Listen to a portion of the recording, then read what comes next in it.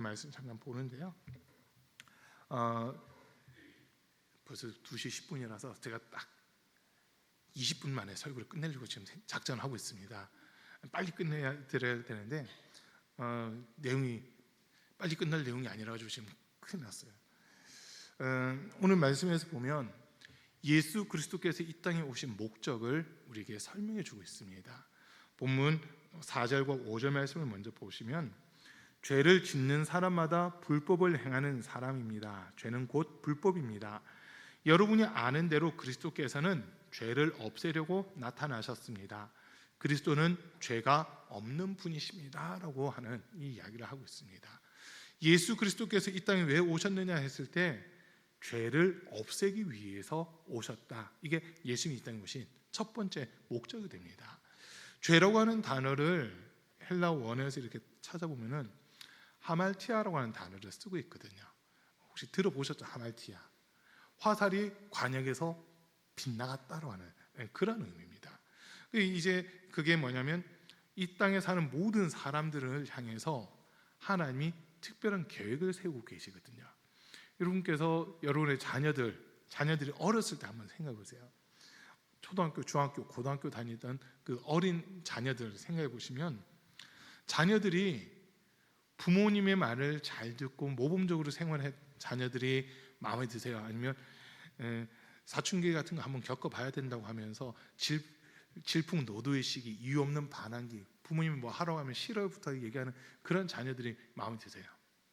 한 번쯤은 타락도 해봐야 되고 한 번쯤은 이렇게 매도 맞아봐야 되고 소위 깜빵에도 한번 가봤다 와봐야 된다 이렇게 혹시 생각하시나요?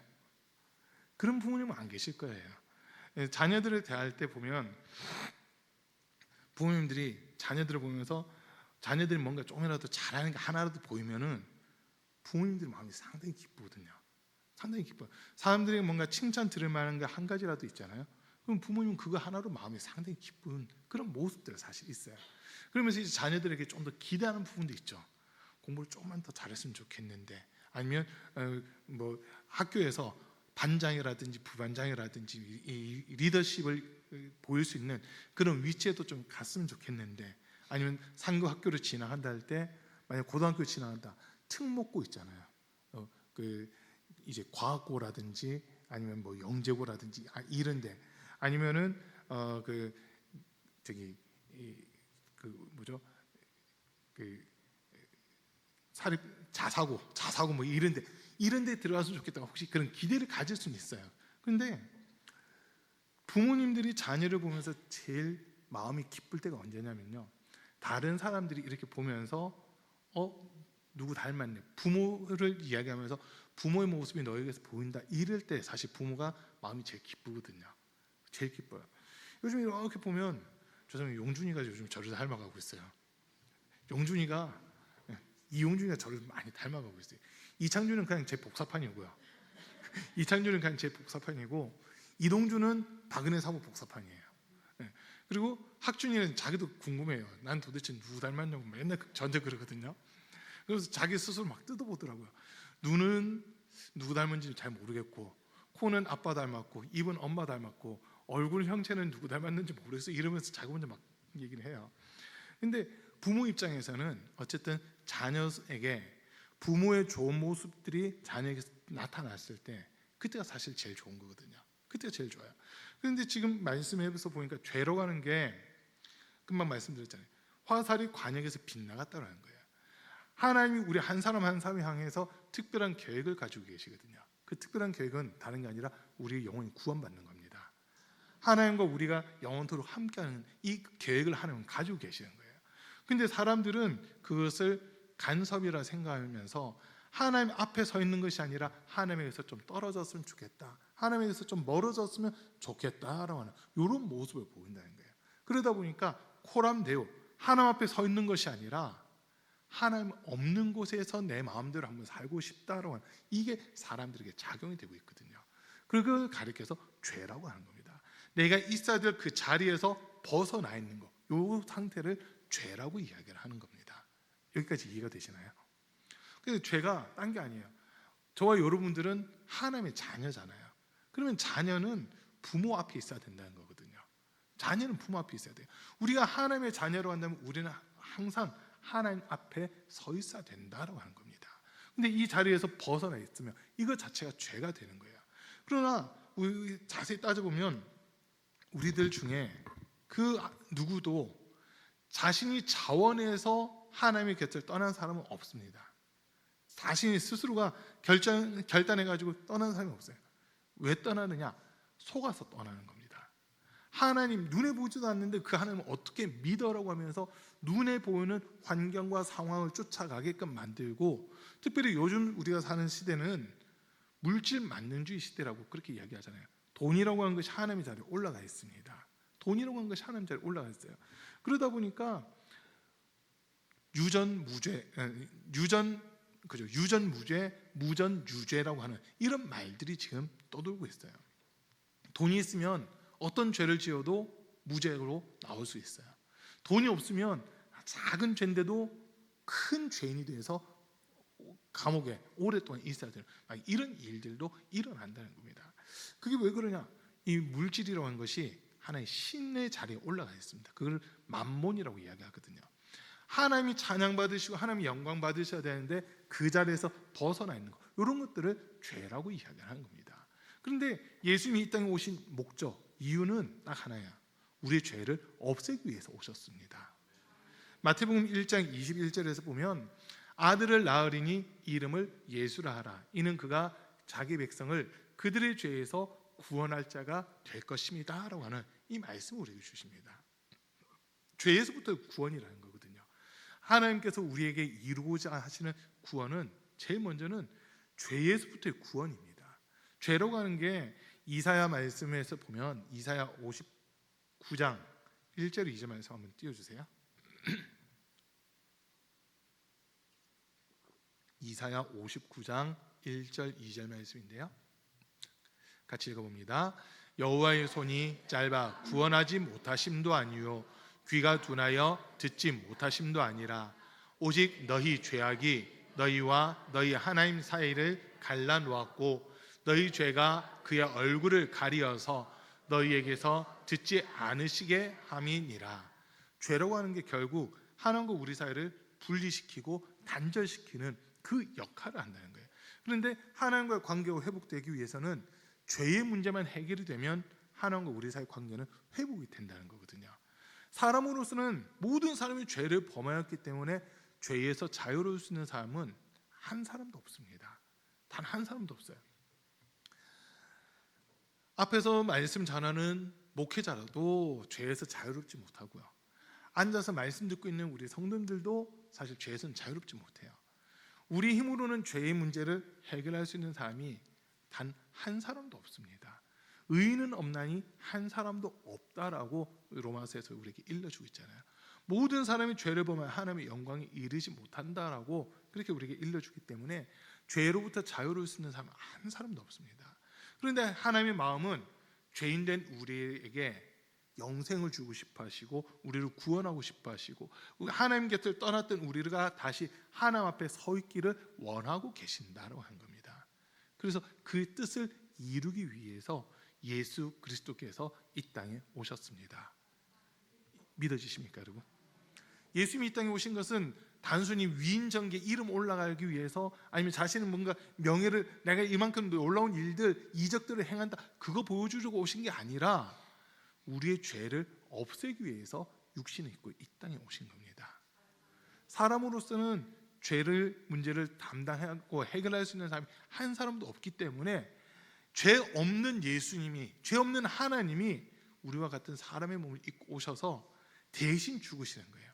죄를 짊어지고 대신 죽으심으로써 우리에게 대해서는 하나님이 보실 때 너 죄는 예수 그리스도가 담당했어, 그러니까 너는 죄가 없어, 요 선언해 주시려고 예수 그리스도께서 우리에게 오셨다라는 겁니다. 자, 그리고 또 두 번째로 하는 말씀이 뭐냐면 8절 말씀 보겠습니다. 9절 말씀이요. 9절 말씀인데 하나님에게서 난 사람은 누구나 죄를 짓지 않습니다. 하나님의 씨가 그 사람 속에 있기 때문입니다. 그는 죄를 지을 수 없습니다. 그가 하나님에게서 났기 때문입니다 라고 하는 이야기를 합니다. 8절 말씀 다시 볼게요. 죄송해요. 8절에 보면 죄를 짓는 사람은 악마에게 속해 있습니다. 악마는 처음부터 죄를 짓는 자이기 때문입니다. 하나님의 아들이 나타나신 목적은 악마의 일을 멸하시려는 것입니다. 성경에 왜 악마라는 단어를 썼는지 모르겠어요. 원래 마귀라는 표현을 써야 되는 게 맞거든요.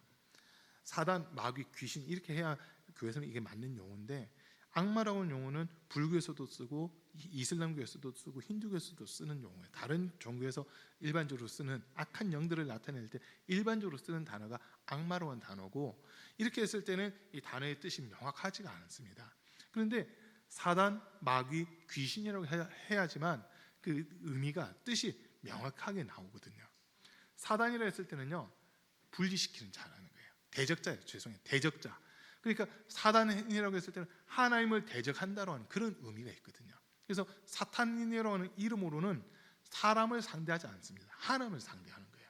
하나님을 대적하고 하나님에게 반기를 들고, 그리고 하나님에게 자리 내게 주십시오라고 하면서 대항하는 거, 그게 사탄이 하는 일이라는 거예요.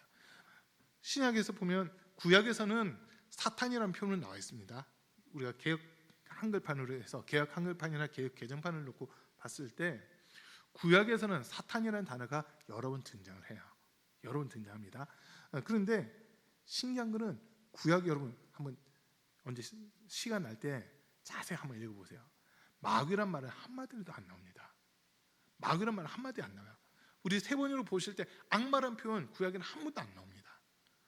왜냐하면 자기 자신을 꽁꽁 숨기고 있거든요.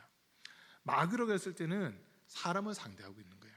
그 이름 뜻이 이제 둘 사이를 갈라지게 한다로 하는 그런 의미거든요. 그래서 성경에서 특히 요한계시록에서 보면은 참소하는 자로 하는 단어가 나옵니다. 밤낮 하나님 앞에 참소하는 자, 그 참소하는 자라는 뜻이 마귀라는 뜻이거든요. 마귀, 뭐 헬라어로 이렇게 표현하면 디아블로스라고 하는 단어를 쓰고 있어요. 디아라고 하는 단어와 블로스라는 단어, 이 두 개가 합성된 건데, 디아 뭐뭐 사이에서, 블로스 갈라지게 한다, 이런 의미거든요. 둘 사이를 갈라지게끔 하는 거예요. 그러니까 이간질을 시키고 또 서로 이렇게 이간질을 시키면서 소위 하나님 앞에 참소를 하는 거죠. 고자질을 하는 거예요. 하나님께 우리에 대해서 뭐라고 참소하냐면, 하나님을 우리에게서 멀어지게 하는 게 아니라 우리가 하나님에게서 멀어지게끔 하는 그 일을 하는 게 이 마귀가 하는 일인데, 우리에게는 죄를 지을 수밖에 없는 환경과 상황들을 만들어 놓는 겁니다. 환경과 상황을 만들어 놓고 그 뒤에서 기다리고 있어요. 근데 죄 지을 수밖에 없는 환경과 상황이라고 하는 것을 좀 아이러니하지만 잠깐 설명드리면요, 하나님 말씀 뒤에 마귀가 숨어 있습니다. 왜냐하면 말씀이라고 하는 이 기준이 없으면 죄가 이것이 죄다라고 이야기할 수가 없잖아요. 말씀이라고 하는 기준을 딱 주신 거는 요거는 죄야, 이렇게 했을 때 이건 죄가 돼, 그걸 우리에게 가르쳐 주는 거거든요. 그러니까 마귀는 일부러 말씀 옆에 딱 서 있어요. 그리고 그 말씀 가지고 우리한테 다가와서 말씀을 지키나 안 지키나 그걸 보고 있는 겁니다. 그걸 보고 있어요. 자, 안식일을 기억하여 거룩하게 지켜라 말씀해 주셨어요. 그럼 마귀는요, 우리를 넘어뜨리기 위해서 안식일을 기억하여 거룩하게 지켜라라는 그 말씀 옆에 딱 서 있습니다. 주님의 날을 정확하게 지키고 있는지 그렇지 않는지 이걸 보는 거예요. 안식을 거룩하게 안 지켰네. 하나님, 이용훈이라는 자 보세요. 안식일을 기억하여 거룩하게 지키라 했는데 안식을 거룩하게 안 지켰습니다 하면서 하나님께 참소를 하는 겁니다. 우리한테 뭐 직접적으로 뭘 하는 게 아니라 하나님이 우리에게 주신 말씀 곁에 딱 서 있잖아요. 우리가 결단을 해요. 이게 하나님의 말씀이구나, 이게 하나님의 뜻이구나, 이대로 내가 살아야 되겠다 결단을 하면 그때부터 그 옆에 와서 지켜보는 거예요. 진짜 이대로 사나, 이대로 안 사나. 안 살잖아요. 그 순간 하나님께 바로 참소하는 거예요. 하나님, 이런 말씀이 주셨는데 이영훈이라는 성도가 이 말씀을 무시하고 삽니다. 이 말씀은 지키지 않습니다. 요거 죄 아닌가요? 라고 하면서 하나님께 참소하는 그 일을 하는 게 마귀가 하는 일이라는 거예요. 자, 그러면 귀신이라고 했을 때 뭐냐면요, 죄의 값이 사망이라 했잖아요. 율법이라고 하는 것, 말씀이라고 하는 것을 가지고 우리 죄를 찾아냈어요. 그걸 하나님께 참소했잖아요. 그 다음 하는 일이 죄의 값이 사망이기 때문에 사망이라고 하는 일이 이제 우리에게 이루어지게끔 해야 되는데, 그거는 귀신이라는 존재가 하는 겁니다. 귀신이라는 존재가 하는 거예요. 그러니까 사탄이라고 했을 때는 직접적으로 하나님을 대적하는 존재. 그러니까 사탄은 사실 우리랑은 상관없어요. 하나님을 대적하는 거기 때문에 우리랑은 상관없습니다. 그런데 마귀라고 할 때는 우리랑 직접적으로 상관이 있어요. 죄를 지을 수밖에 없도록 환경을 만들어 놓고 상황을 만들어 놓고 기다리고 있거든요. 그냥 기다리는 게 아니라 하나님의 말씀이라고 하는 잣대를 가지고 와서 기다리고 있는 거예요.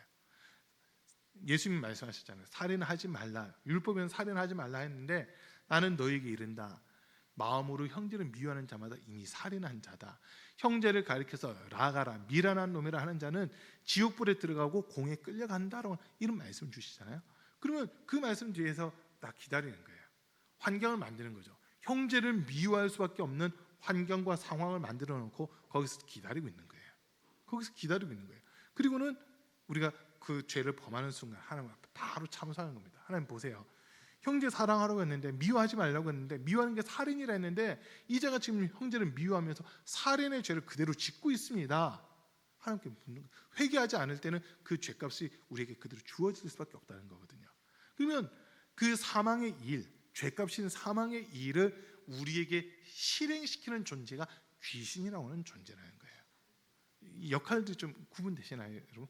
지금 제가 간단히 설명드리는데 사탄은 하나님을 대적하는 자, 마귀는 우리로 하여금 죄 짓도록 환경과 상황을 만들어 놓고 하나님 앞에 참소하는 자, 귀신은 우리가 지은 죄를 가지고 이제 마귀가 하나님 앞에 참소해서 사망 권세를 받아버렸거든요. 이 사망 권세를 가지고 우리에게 찾아와서 사망의 일을 직접적으로 실행하는 자, 이게 귀신이라고 하는 자가 되는 겁니다. 자, 그러니까 예수 그리스도께서 이 땅에 오신 목적, 아까 첫 번째는 죄를 없애기 위함이라 했고요. 두 번째는 이제 마귀의 일을 멸하기 위해서 예수님이 이 땅에 오셨습니다. 하나님의 일은 우리를 살리고 우리에게 생명 주고 영생 주는 것, 이게 하나님의 일이라면 마귀의 일은요, 요한복음 10장 10절 말씀 띄워주세요. 요한복음 10장 10절 말씀인데요, 같이 읽어봅니다. 도둑이 오는 것은 도둑질하고 죽이고 멸망시키려는 것뿐이요 내가 온 것은 양으로 생명을 얻게 하고 더 풍성히 얻게 하려는 것이라. 예수님이 하시는 일은 우리에게 생명 주는 거고, 도둑이라고 표현됐는데 저게 이제 마귀가 하는 일이거든요. 마귀가 하는 일은 우리로 하여금 죽이고 빼앗고 멸망시키려고 하는 거, 요 일을 하기 위해서 우리에게 찾아온다고 한 겁니다. 전설의 고향이라든지 뭐 이런 거 보면 귀신에 대해서 진짜 잘못 이렇게 묘사하는 것들이 많아요. 각 나라마다 뭐 귀신들이 모습이 다 다르더라고요. 중국 같은 데는 뭐 귀신하면 강시 막 이런 거 얘기하잖아요. 우리나라의 귀신은 주로 처녀 귀신, 흰 소복 입고 머리 길게 하고 입가에 이제 케첩을 묻혔는지 뭐 피를 묻혔는지 이렇게 흐르고 있는 처녀 귀신들 우리나라는 많아요. 그리고 또 제일 많은 거, 우리나라에서 제일 많은 귀신의 형태 중 하나가 뭐냐면 죽은 조상들, 죽은 조상의 모습으로 해서 소위 그 신내림 받은 무당들은 빙의를 한다고 그러잖아요. 빙의를 한다고 그러잖아요. 그게 진짜냐 한번 보세요. 그 빙의는 할지 몰라도 그게 진짜는 아니에요. 이미 죽은 자들의 영혼은 천국 아니면 지옥 다 가 있습니다. 더 정확하게 얘기하면 주님이 이 땅에 다시 오실 때까지는 소위 음부와 낙원이라는 곳에 있고, 주님이 오셔서 마지막 심판이 이루어지면 지옥과 천국으로 확실히 이렇게 나눠지는데, 아무튼 그곳에 있을 거거든요. 그런데 죽은 자의 모습으로, 죽은 자의 목소리라든지 이런 것들로 해서 자녀들한테 막 한 번씩 이야기를 하는 때가 있잖아요. 제일 많이 하는 얘기가 무덤 자리고 몇 자리가 이상하다, 몇 자리 옮겨달라, 막 그런 거 얘기를 한다잖아요. 근데 그건 전부 다 귀신들이 장난치는 겁니다. 귀신들이 장난치는 거예요. 고린도후서 11장에서 보면은 자기 자신을 광명한 천사로 가장하고 나타날 수 있다고 그렇게까지 표현하고 있거든요. 마귀가 됐든지 귀신이 됐든지 자기 자신을 광명한 천사의 모습으로도 나타낼 수 있는 게 이 영적인 존재라는 거예요. 그렇기 때문에 사람들이 그러잖아요. 나에 대해서 누군가가 처음 보는 사람인데 나에 대해서 모든 것들을 줄줄줄줄 얘기한다고 보세요. 그러면 우리나라 사람들 제일 먼저 하는 얘기가 뭐냐면요, 어떻게 귀신같이 맞춘다고 그런 얘기를 하잖아요. 귀신은요, 우리 과거를 다 알고 있어요. 귀신들은 우리 과거를 다 알고 있다니까요. 우리 미래에 대해서는 모르지만 우리 과거는 다 알아요. 그게 귀신들이거든요. 그러다 보니까 사람들이 흔히 이야기하는 그 귀신의 현상들을 놓고 보면, 뭐 죽은 조상이 나타나서 뭘 안 하면은, 아니면 점쟁이들이라든지 무당들이 하는 얘기, 이거 안 하면은 이런 화가 있을 거야라고 하는 그런 얘기를 하잖아요. 실제 그 화가 있는 게 아니라 던져보는 거예요. 거기에 사람들이 반응을 하니까 이 사람이 이거 약하구나, 그럼 이 일을 하면 되겠다. 그러면서 귀신들이 자기가 할 일을 미리 예고하고 그대로 움직여 나가는 거거든요. 그러니까 귀신은 되게 멍청한 거예요. 그런 얘기하면 이런 일은 내가 안 일어나는 거구나, 나한테 원래 없는 일인데 이 존재가 나를 겁먹이려고, 나에게 겁주려고 지금 이런 이야기를 하는 거예요. 이렇게 우리가 받아들여야 돼요. 그렇다고 여러분 점쟁이한테 가시면 안 됩니다. 점쟁이한테 가시면 안 되고, 귀신이 우리에게 이제 사망의 일을 이루는데 그게 질병이 될 수도 있어요.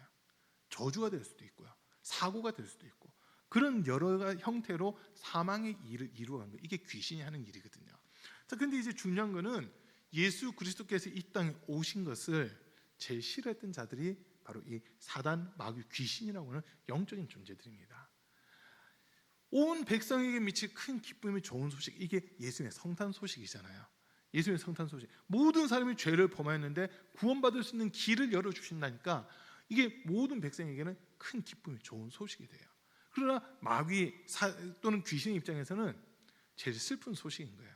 자기들은 한 사람이라도 더 지옥으로 끌고 가야 되는데, 지옥 갈 영혼들이 구원받아 천국 백성들과 하나님의 자녀가 된다고 하니까 마귀와 귀신 입장에서는 속상한 일이거든요. 속상한 일이거든요. 자, 그런데 마귀가 부리던 권세가 있잖아요. 공중 권세가 있었고 사망 권세가 있습니다. 근데 이 두 가지 다 빼앗겼어요. 예수 그리스도를 죽임으로써 죄의 값인 사망이기 때문에 죄 지은 자를 죽여야 합법인데, 죄 없는 예수님을 십자가에 못 박아 죽였기 때문에 마귀의 사망 권세는 그 시간부로 무효가 되는 거예요. 우리 육신의 사망은 어떻게 할 수 없죠. 이제 우리 영혼에 대해서는, 예수 믿는 사람이라고 한다면 우리 영혼에 대해서는 마귀가 일절 손댈 수 없는 그 모습이 되어 있거든요. 그래서 예수님은 그것을 우리에게 증명하기 위해 십자가에서 죽으셨지만 3일 만에 부활하신 겁니다. 사망 권세를 이기고 부활하신 겁니다. 그래서 마귀가 부릴 수 있는 첫 번째 권세, 사망 권세는 이미 무효가 됐습니다. 자, 또 두 번째 권세가 공중 권세예요. 공중 권세는 우리가 뭐 요한계시록 12장 말씀 쭉 읽어 보시면 하늘에 큰 전쟁이 있었다는 거예요. 미가엘과 그의 사자들이 용과 그의 사자들과 더불어 싸우는데, 용과 그의 사자들이 이기지 못하고 하늘에서 있을 곳을 얻지 못하여 땅으로 내어 쫓겼다라고 되어 있잖아요. 공중에 있을 곳이 없어요. 이미 패배한 겁니다. 그래서 사망 권세 다 잃어버린 존재예요. 할 수 있는 게 아무것도 없어요. 그러다 보니까 마귀는 이제 자기가 부릴 수 있는 공중 권세든지 사망 권세든지 이제 다 잃어버렸거든요. 다 뺏겼어요. 그러다 보니까 그래도 자기가 뭔가 가진 것처럼 행동을 해야 되다 보니까 무엇을 하느냐? 거짓말을 하는 겁니다. 자, 요한복음 8장 44절입니다. 요한복음 8장 44절 같이 읽겠습니다. 너희는 너희 아비 마귀에게서 났으니 너희 아비의 욕심대로 너희도 행하고자 하느니라. 그는 처음부터 살인한 자요, 진리가 그 속에 없으므로 진리에 서지 못하고 거짓을 말할 때마다 제 것으로 말하나니 이는 그가 거짓말쟁이요 거짓의 아비가 되었습니다. 보세요. 마귀를 가리켜서 거짓말쟁이라고 하잖아요. 거짓의 아비, 거짓말쟁이. 그러니까 마귀는 소위 진짜 자기가 쓸 수 있는 권한은 아무것도 없어요. 그런데 아무 권한이 없음에도 불구하고 자기가 모든 권한을 가진 것처럼 말하고 우리를 속이고 있는 그런 존재라는 거거든요. 자, 이제 마지막 결론적인 말씀 드릴게요. 죄를 짓는 자는 마귀에게 속한대요. 그런데 하나님에게서 난 사람들은 죄를 지을 수가 없다고 하는 거예요. 하나님에게서 난 사람들은 하나님에게서 떨어질 수가 없고 항상 하나님 앞에 있을 수밖에 없다라고 하는, 이게 오늘 결론적인 말씀이거든요. 저와 여러분들은 주 예수 그리스도를 믿는 믿음으로써 하나님의 자녀가 되었습니다.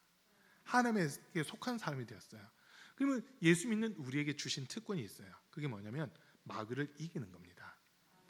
자, 성경 좀 찾을게요. 그냥 찾아서 읽기만 할게요.